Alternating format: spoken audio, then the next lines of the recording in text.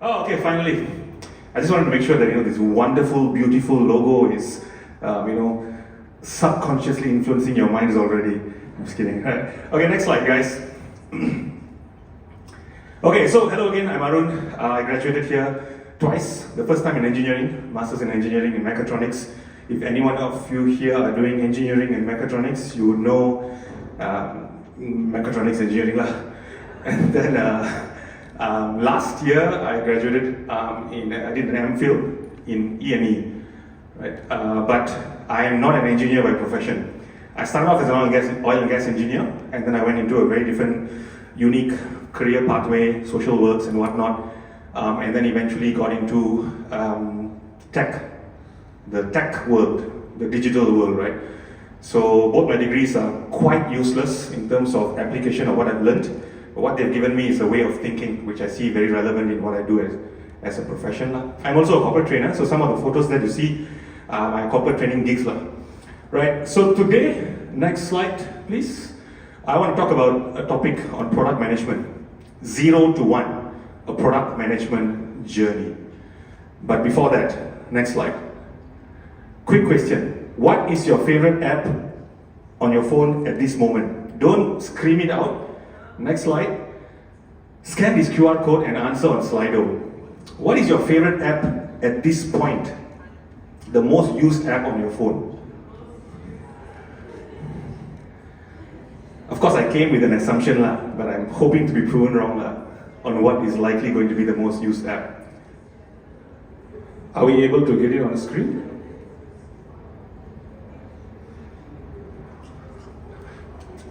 Okay, never mind. While they are working on it, someone from maybe my team, what's the biggest?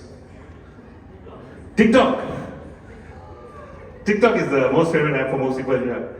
That was actually my assumption when we came. Next, second one. Instagram. Is that number 3?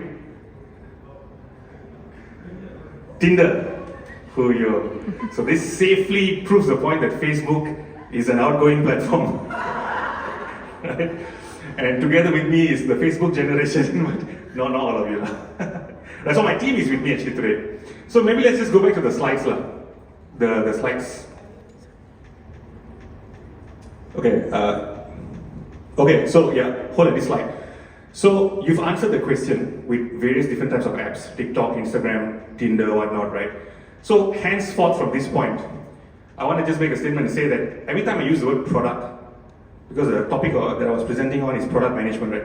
So every time I mention product or digital product, I mean an application, a software, right? A digital product, right? So product manager is a person who manages a digital product.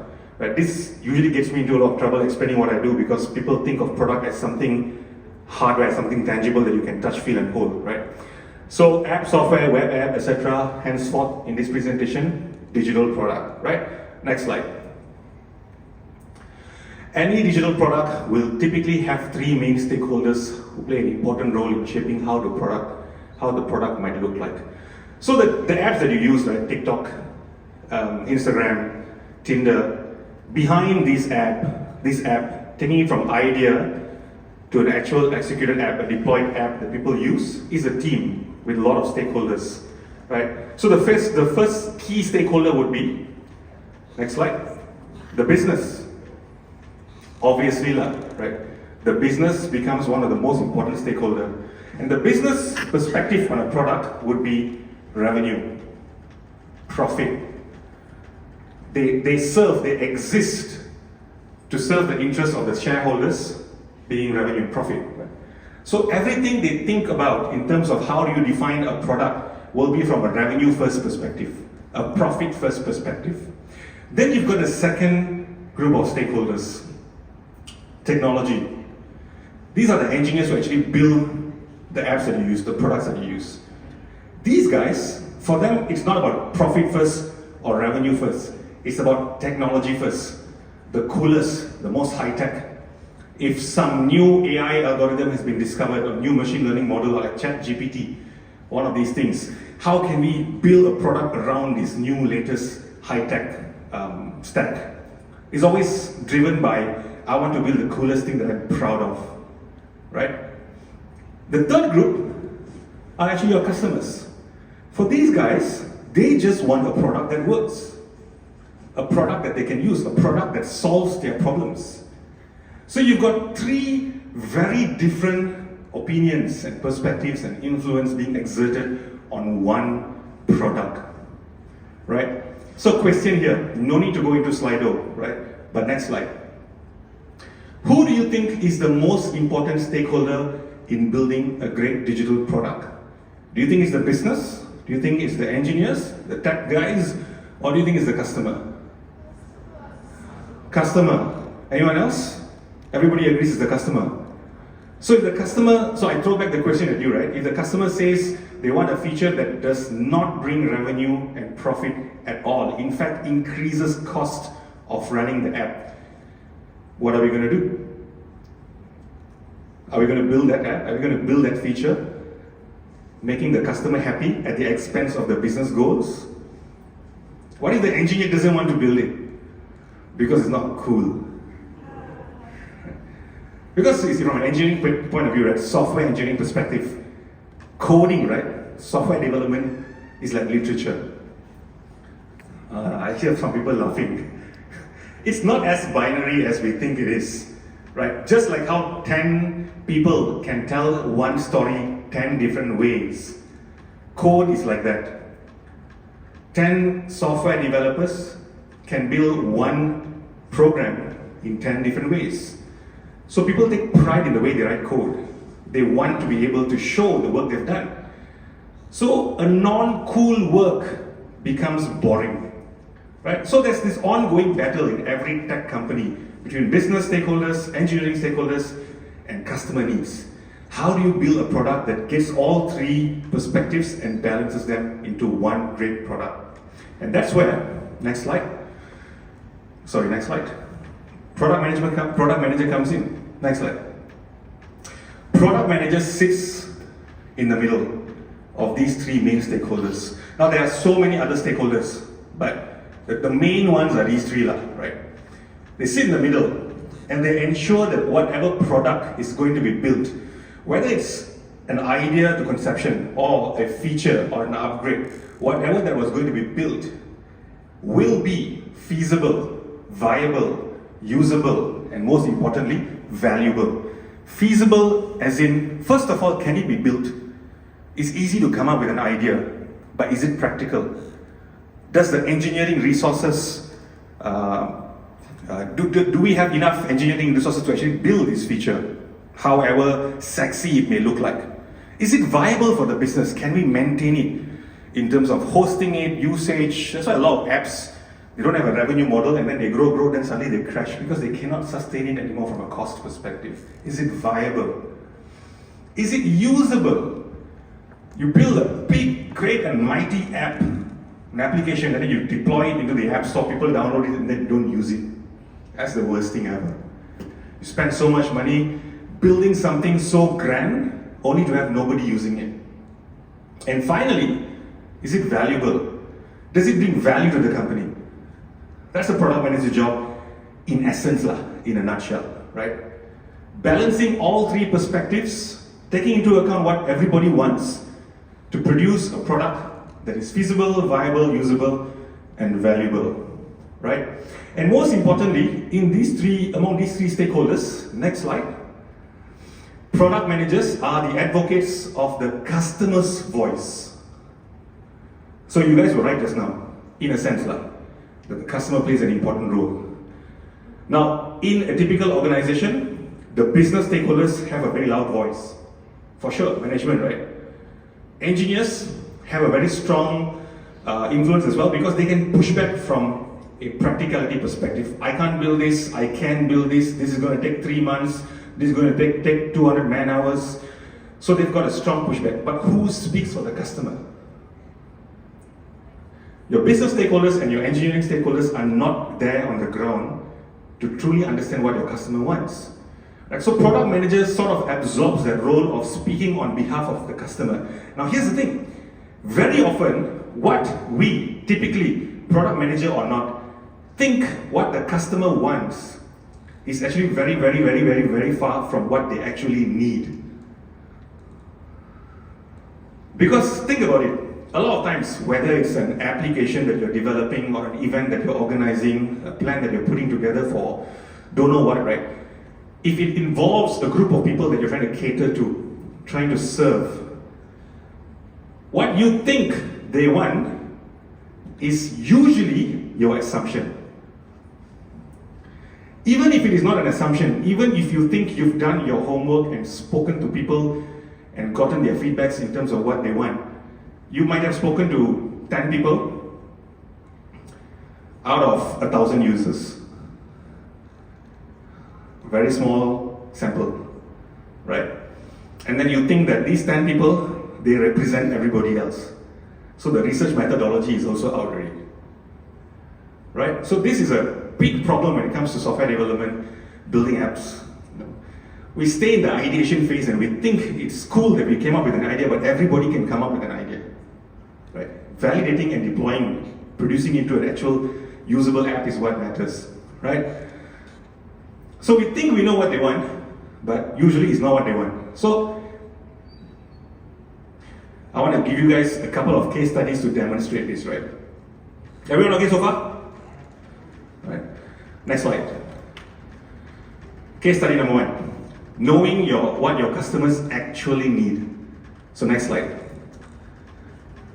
So this is a study on a very popular fast food franchise in the US.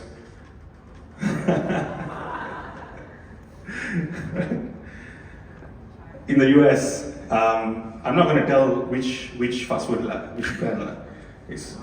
I cannot reveal it, right? So it's a popular fast food franchise in the US. These guys, they had this product, a milkshake product, and they really wanted to increase the revenue. They wanted to innovate on this milkshake product. So what they did was, I'm at McDonald's, right? So what McDonald's did is they ran a lot of focus group studies. They created different variations of their milkshake, different thickness, different flavor, different size of the cups. It was all focused on attributes. Because the assumption, the hypothesis was that people who came and bought their milkshakes liked it for the fanciness of a milkshake. It's nice, sweet, and they wanted different variations of it. So they tried to figure out what could be that secret sauce, that secret recipe that could drive up the revenue coming from milkshakes. Nothing worked, right? Stagnant growth. So they decided to hire this consultant, Professor Sir Clayton Christensen, who came up with this theory called jobs to be done.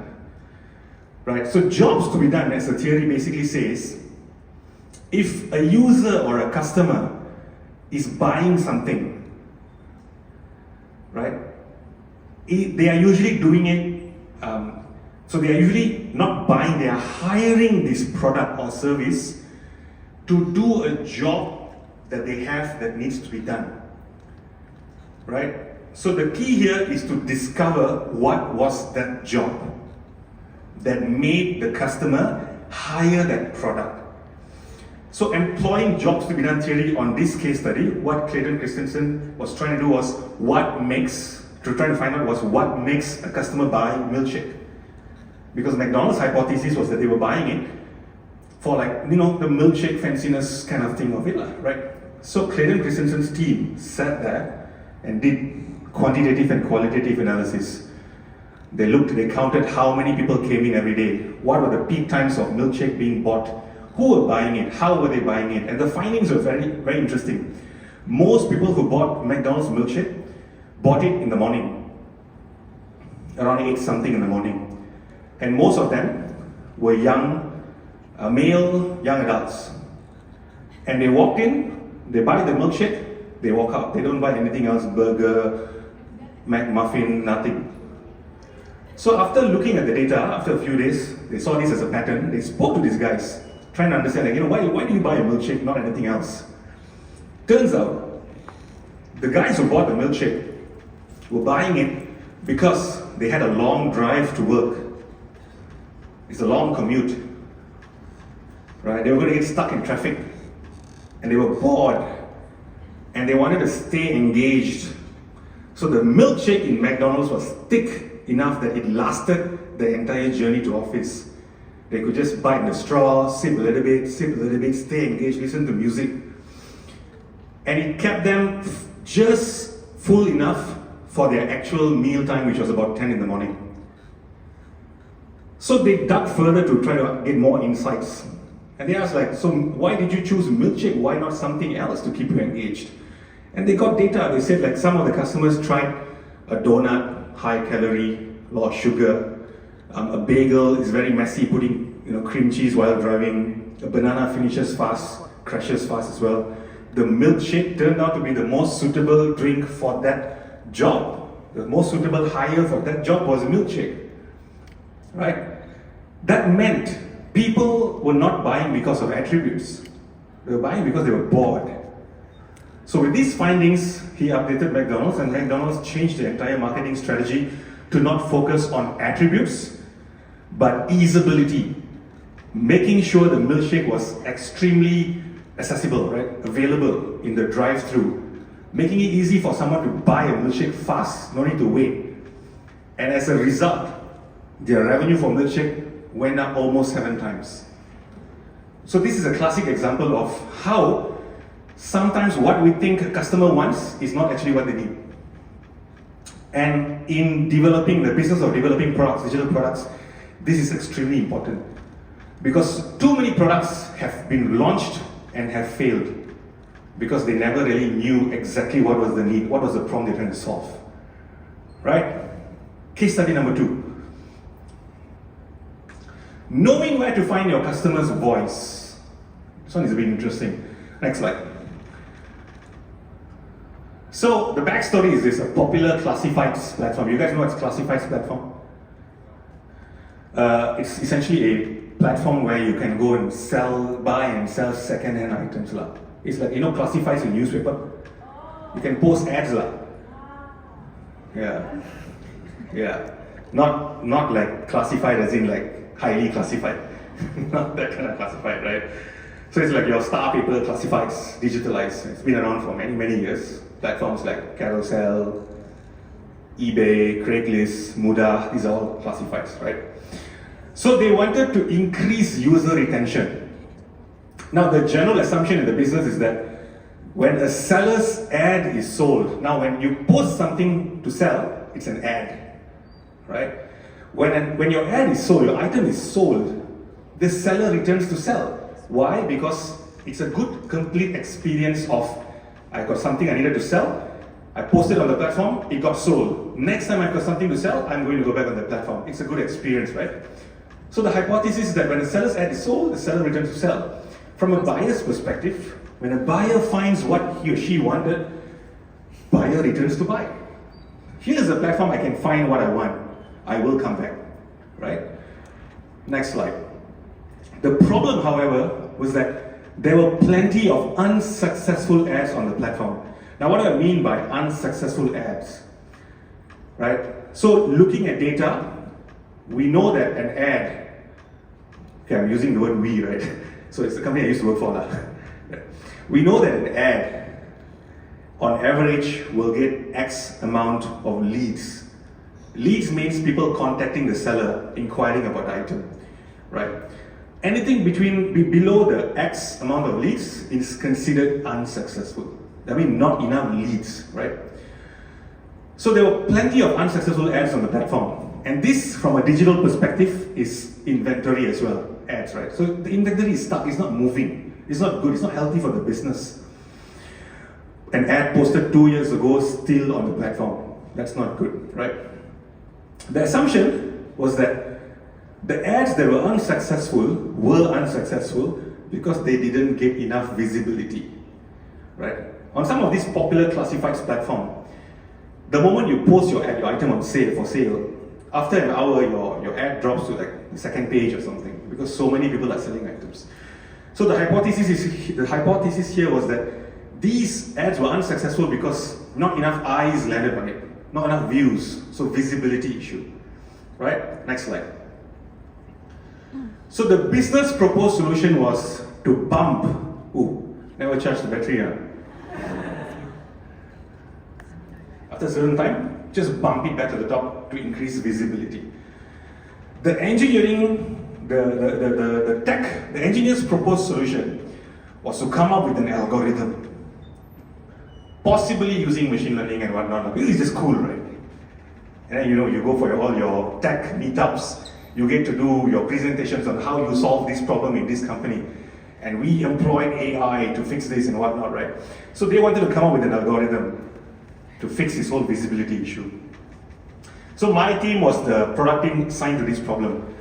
It was challenging because, of course, there was pressure from the business. This was a real problem, and engineers were giving the suggestions. The one perspective that was missing was the customer's perspective, right? So first thing what we did was we looked at the data. First of all, we wanted to validate if the so-called unsuccessful ads that were assumed to have been unsuccessful because of the lack of visibility were in fact getting too little views. Turned out, the average views for a successful ad and the average views for an unsuccessful ad was around the same. Which meant this was not, go back, yeah, just stay here, thank you. Which meant this was not a matter of visibility. It wasn't a problem of visibility. These ads were unsuccessful despite getting enough views, right? So what was the problem? So I tried to look at it qualitatively. The hypothesis I had was that if it is not a visibility issue, it had to be a description issue, content quality. Maybe the picture posted was blurry. Maybe the information on the item being sold was not enough, insufficient, right? But there were just too many ads. So what I did, we went and met the customer service team. Because in organizations, in almost all digital tech organizations, the customer, in fact all organizations, your customer service team is the first point of contact to the customer. These guys hold information so valuable to the business, nobody's tapping into it. Because it's just customer service. It's just call center. How valuable is the information? Gold sits among them. Business doesn't realize that they should tap into it. These guys don't think they've got something valuable to offer.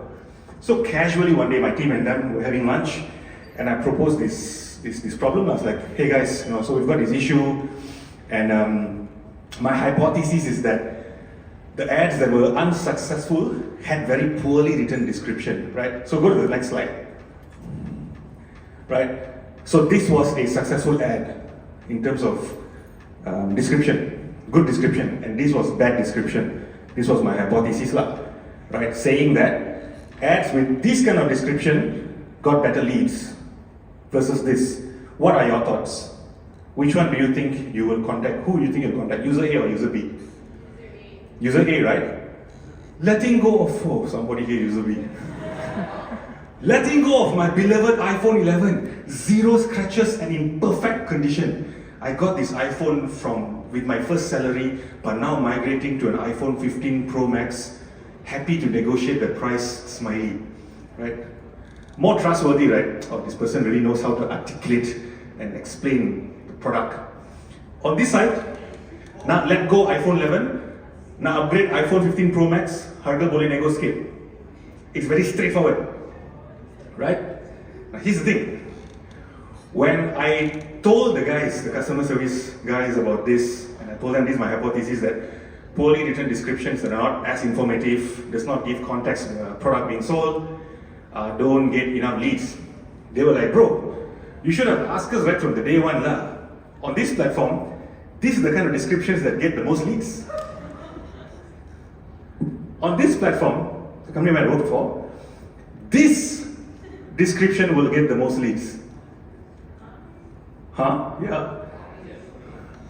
Huh? Yeah, lah. Right? That one will hardly get leads. Why? I was like, hey, how come lah? Doesn't make sense. User demographic. As in, rural, suburban, not city-centric. So, very well-written English comes across as intimidating. Meaning, if I call the seller, I don't know how to talk. If I text the seller, I don't know how to reply. Most of the users on the platform, right? This is where knowing your users carry a lot of weight, right? And there's nothing wrong. It's just the way of communication on the platform. There's nothing wrong, it's just that we never knew it. Which meant, if we had thought of it from the original hypothesis, whatever investment we would have done in terms of features, functionalities, and man hours would have been lost. Right? So that's very important, knowing your customer. And more important than that is also knowing where to find your customer's voice. Teams that people don't look at, your customer service teams. They hear your customers' pain points. Have a chat with them, right? So product managers, product team works with all these stakeholders. Customers, business, engineers, and actually a lot more, which I cannot cover. Otherwise, this one will be like a 5-day course. Right? Next slide. Okay, I empty on purpose because I'm taking a 10-second break. Right, need to shift gears a bit. Right, so earlier I've been talking product management in terms of the core functionalities, some of the examples of how we do work. It's very interesting. It's very nice. You know you're doing something, but there's no straightforward protocol, or you don't do a degree to get it done. There's no it's not physics, right? Now I want to talk about 0 to 1, and this is a bit of what we've done in my team, right? Putting together a team and how we've built something from scratch, right? So next slide. Waymaker, which is where we are coming from, right? Waymaker is a platform. Next slide. Okay, first vision statement, right? The vision statement of Waymaker is to enable truly self-sustaining communities through technology-based infrastructures. Right? Next slide. So we launched Waymaker Works on February 14th, Valentine's Day. Smile a bit, right? 2021, with the goal of connecting people who need help directly to people who can help. And the reason why we chose the date was because it's like, you love your loved one, also love your neighbor, so that people need help them through love.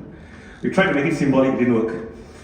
Right? So essentially Waymaker was a platform where if you needed help, you can post it. And if you're looking for people that you want to help, you can go on the platform and see a list of people who've posted their requests, and then you can respond to them. Right? So these numbers are actually kind of outdated, but we were almost in the 1,000 area in terms of people finding resources and help and transactions of help within the community. So next slide. The question that people often ask us, even when we are launching it, right? Why do you need to build a platform like this? Post it on Facebook lah. If you need help, post it on Facebook lah. There are tons of Facebook groups that exist to help the community. Why don't you just use those groups? Why do you need to build a standalone platform for this? This is an example of assumption, where we assume that these groups work. So what we did, we went and looked at the groups to see if they actually worked. The groups were very engaging, for sure, a lot of activity. But if you looked into the activity that was going on in these groups, they were typically coming from people who can help and want to help. So when we spoke to various people whom we knew were in need, we understood one thing very clear. As much as people wanted help, it's not easy to ask for help in public, on a public social network. People would typically call their close ones, their close friends. So help, availability of help was typically limited to your circle of influence. It's easy to offer help in public, but it's not really easy to ask for help in public, and this is truth. It's not easy, it may not be easy for us to understand that until we are at that stage of needing help. Then we know it's not as easy as we think to ask in public. That was the first finding that we had. Second finding was from a perspective of someone who wants to help. The question that we had, a lot of people asking us was like, just go sign up with all the NGOs lah. Go and sign up with all the NGOs, Interact Club and Road Track Club and whatnot, and then go there and help. What we found was more and more people did not want to help on commitment. They want to help on demand. Right? NGOs needed you to sign up as a volunteer and then wait to be called whenever they needed you. And that didn't work as a model for most people. So the connection between the NGO and the people who want help was not there. Right? So two things that we really discovered was requesting in private and helping on demand. And then we looked at all the existing platforms. None of the platforms were solving this problem. And that's why we built Waymaker. But we didn't build it as a mobile app. We built it as an experiment platform. What you call a responsive web app. Right? With only one core feature. Request in private, help on demand. Right? And so that kind of got us a lot of traction, especially during the white flag movement. Yeah. So there were a lot of other platforms. We are a community of engineers in Malaysia, so everybody started creating their own version. Like end of the day, there was 5 or 6 different platforms, and we all got covered in the publications and whatnot. Right. So next slide. Yeah, these are some of the testimonies. Need to show also, right? Testimonies, evidence of fruit of the labor. Right. Next slide. What we did next was figure out what's next. Because every digital product has a life cycle. No product lasts the same way it was built forever. It's either it keeps growing, it keeps innovating, or at some point changes form into something completely different, or it's retired. Right? If you look at Facebook, well, most of you guys showed earlier that you don't use Facebook, right? But if you've been there from the conception of Facebook as a platform, what it was back then and how it looked like back then versus now, completely different. Very different, right? So Facebook did not retire as a platform. It just kept growing and took a different form. So we knew Waymaker was going to come to its end life cycle. So we needed to think what's next. How do we pivot from this, right? So if you look at the vision that we had earlier, it was about self-sustaining communities. We needed to realize, yes, we needed to create sustainable social impact. Because what was happening on Waymaker was, you need help, I help you. How many times are you going to ask, how many times am I going to help you? And these are some of the things that we discovered. Like, there were people who needed groceries, and there were people who were constantly getting groceries for them. So how do we create sustainable social impact? And also, how do we ensure that Waymaker as an organization could be sustainable? And that meant we needed to explore revenue streams, business models, and all these kind of things. So we went back to the drawing board and we came up with an experiment platform, which is this Waymaker 2.0. It was a community platform with several features, which we launched to a local community to see which of the feature was being used the most. And interestingly, it was the sell feature. That feature had the most traction. So now we had a starting point.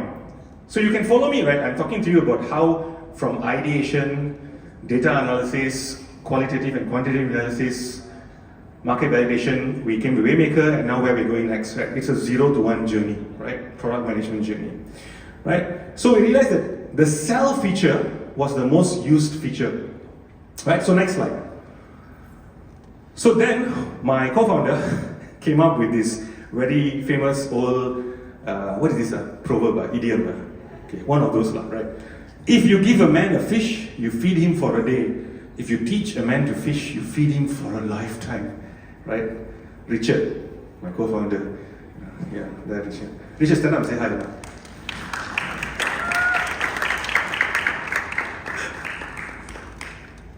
Right?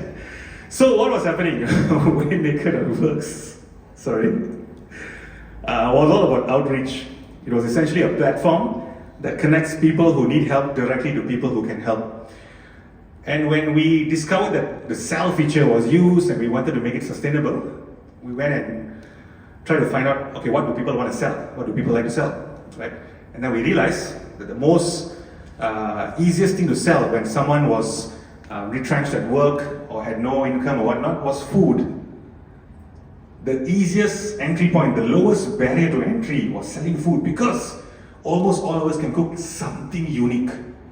And everybody wants to eat, needs to eat forever. Never dying market. Food, right? So we came up with Dapo by Waymaker. Sustainable social impact. Connecting home kitchens to their local neighborhood. Right? So now, instead of giving you handouts, we give you a means to make a living for yourself. And at the same time, solving in a way hunger problems within a community, so you don't have to depend on Grab Food, Foodpanda forever, right? Next slide. So we knew, again, the same question people came to us and asked, these apps, why you need to build like this, you can sell on Instagram. Important realization here, right? Instagram is a platform that is designed for social engagement, which means if you sell your nasi lemak or your Ramly burger or your fried chicken, you might get 1,000 likes, but 5 people might buy. Because these 1,000 likes might come from Penang, Sabah, Sarawak, Singapore, everywhere. So it's high engagement, but not necessarily high conversion. So we designed Dapo, next slide. Next slide again. To be a mobile app that combines social network feature with commerce features, essentially meaning social commerce. So it's as easy as Instagram, snap and sell. But when you post, the post is visible to everyone within a 5-kilometer radius. So your problem of, I want to sell home cooked food, all the aunties, my mom can cook good food, want to sell, but don't know who wants to buy because nobody knows they're selling. Right? Nobody knows your food is good. Nobody knows how your food looks like. But now Dapo solves that visibility problem. You post, people order, we create a microeconomy in your community. Next slide. Finally, before I end, the team. That's just now the man with the fish, Richard, right? So these are the team, these are the guys behind Dapo, right? I'm going to end in a bit, but I want to let you all know, if you want to speak to any one of us about product management, you can speak to me, you can speak to Nick, product management, you can go to Richard on anything operations and strategy. Richard is also a professional engineer at ExxonMobil, so if you also want to know about oil and gas, you can speak to him. Kuba is project and delivery management, Nick is product management, Darlene here on anything data science, Simpson, anything customer success, user growth strategies, how do you get an app in the hands of people who've never heard of it? And Train It, PR and corporate comms. So this is the team behind Dapo by Waymaker. We would really love to engage with you guys and inspire you all to come into the tech industry, come and know what is product management, startups, entrepreneurship, how do you build something from scratch, deploy it, see it become successful, and etc. And last slide would be thank you. And if you want to connect with me, that's my LinkedIn profile. That is me, by the way. And this is my Instagram account. Right, thank you guys. Now we'll be moving on to the Q&A session. So there'll be a Slido link coming up very soon. So please forward all your questions to that. Or if you want, please raise your hand and one of our team members will pass you a mic. Okay. Hi. Okay, I have 2 questions actually. First, I understand the point about how on Instagram there is a lot of user engagement but not really conversion. But according to my understanding, the only way people will be able to see what's on this app is if they do have this app, right? So how do you attract people to actually use these apps? Yeah. Thank you, that's a good question. So that is actually some of the stuff that I couldn't put on slides because of time. So those kind of things would be considered a go-to-market strategy, right? Or your distribution strategy, where once your app is ready, what is now your strategy to get into the hands of people? So there's the most straightforward way would be to just have it available on App Store, and then you blast out a message to all your contacts on WhatsApp and tell them to download. That hardly works. Some people will go on social media, social network advertising, on Facebook ads and whatnot. Might not work, but it's very dependent on the app. But in the case of Dapo, some of the strategies that we have is, number one, we need to figure out what is our end user's watering hole. Watering hole concept, right? You know what's a watering hole, right? Okay, I mean, a watering hole is basically if you look at a safari in Africa or whatnot, there is a desert and then there'll be typically a lake or a pond, and then all the animals will come there to drink water, right? That's where the predators are usually waiting, because they know that this is the watering hole. This is where I can increase my success rate of catching and getting my lunch, my prey, right? So from a tech perspective, from product launch perspective, knowing where your users are, right, and then going there, getting to know your users, right, hand-holding them. It's not just making the app available to download, it's making sure they consume it, right, download it. Right? So community outreaches, local resident associations, if it's an apartment complex, there is a joint management body, going to the joint management body and launching the app, having an event, local authorities, your local town council, organizing a cooking event for anybody who wants to participate. So there are various, but essentially they are all outcome driven and they are very strategic. It's not just a product launch. I hope that answers. Yes, that answers. And I also have another question actually. Does this company or do Waymaker accept internships currently? Yes, we do. In fact, I forgot to announce it. Thank you for asking that question. So after the session, we'll all be hanging out outside. Just speak to any one of us. There's a form that you can fill up to just get listed as in the intern pool. Yeah. All right. So we have one question from the floor. Another one. Hello. Oh, great, this works. Okay, so I understand for local communities how you gather an audience by doing events, right? But for apps that are doing like internationally, right? Is there a strategic plan in mind to allow for communities to form, especially when it's hard to convince them to go outside of their more used to sections such as like Facebook and such? Sorry, could you repeat your question? I'm very sorry.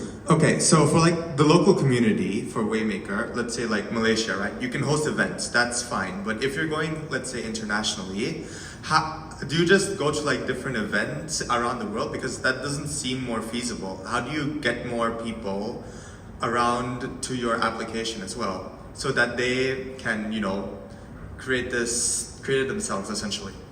Okay, thank you. So if I understand your question correctly, you're talking about what are the strategies in terms of expanding beyond the local communities? Yes. Right. So the answer is actually very simple. It's not going to be as what you might have wanted to hear. It really depends on what that community is, and again, getting to know them, figuring out what is the best way to approach them, and then coming up with strategies. So it's never something that is pre-planned. It's very outcome-driven by really understanding who you are launching it to. Wouldn't that require a lot of manpower and going to one community and the next? How is that beneficial for expansion, especially over time? Wouldn't that take both time, effort, and budget? It might, but there are many ways to optimize the process, especially with existing data worldwide. Such as? Sorry? No, such as, can you please give an example of how to optimize the process? App usage data, we can run pulse check surveys, we can work with local authorities in getting existing demographic data, economic data, socioeconomic data, and then play around with those kind of things to come up with strategies. All right, thank you very much. Right. All right, so we have a few questions from the Slido. How do you prevent abuse on your platform? Like if there's a limit of how much a person can ask for help, vice versa. So maybe you can enlighten us on that. That's a good question. So Waymaker as a platform is on the verge of retirement, but back when it was very active, in fact this question is more relevant to before it was launched, was one of the most common questions, like how do you prevent abuse, right? From a requesting from a help perspective, we didn't really intervene in any way. In fact, the only